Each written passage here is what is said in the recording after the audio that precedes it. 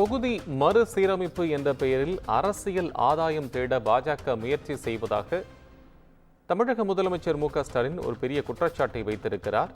அரசியல் ஆயுதமாக இதை பயன்படுத்தக்கூடாது, வடமாநிலங்களின் மக்கள் தொகை பெருக்கத்தை அரசியல் ஆயுதமாக பயன்படுத்தக்கூடாது, தொகுதி மறுசீரமைப்பு என்ற பெயரில் அரசியல் ஆதாயம் தேட முயற்சி நடப்பதாகவும் கூறியிருக்கிறார்.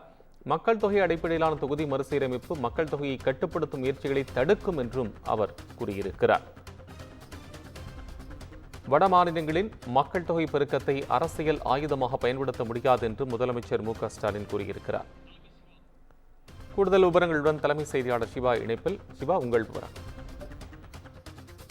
டீலிமிட்டேஷன், அதாவது தொகுதி மறுவரையறை என்பது தொடர்ந்து தமிழக அரசு எதிர்த்து வரக்கூடிய ஒன்றாக பார்க்கப்படுகின்றது. மக்கள் தொகையினுடைய அடிப்படையில் தொகுதி மறுவரையறை பணிகள் மேற்கொள்ளக்கூடாது என்பதனை தமிழக அரசு தொடர்ந்து அதற்கான குரலை கொடுத்து வரக்கூடிய நிலையில தமிழ்நாடு முதலமைச்சர் மு.க.ஸ்டாலின் தன்னுடைய எக்ஸ் பக்கத்துல ஒரு கருத்தை பதிவு செய்திருக்கிறார்.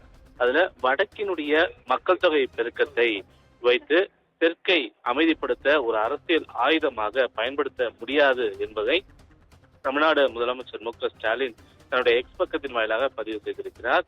தற்போதைய மக்கள் தொகையை அடிப்படையாக கொண்ட இந்த எல்லை நிர்ணயம், அதாவது மறுவரையறை பணிகள் என்பது தேசிய மக்கள் தொகை இலக்குகளை நோக்கிய ஒரு பெரும் முயற்சிகளை தண்டிக்கக்கூடிய ஒரு செயல், கூட்டாட்சியுடைய நியாயத்தை குறைத்து மதிப்பிடக்கூடிய ஒரு செயல் என்பதை இந்திய ஜனநாயகத்தையே வடிவமைக்கக்கூடிய ஒரு சீர்குலைவினுடைய அளவை இது அம்பலப்படுத்துகிறது என்பதை ஒரு தனியார் நாளிதழ் சுட்டிக்காட்டியிருக்கிறது என்று தமிழ்நாடு முதலமைச்சர் மு.க.ஸ்டாலின் தன்னுடைய எக்ஸ் பக்கத்தின் மூலமாக தெரிவித்திருக்கிறார்.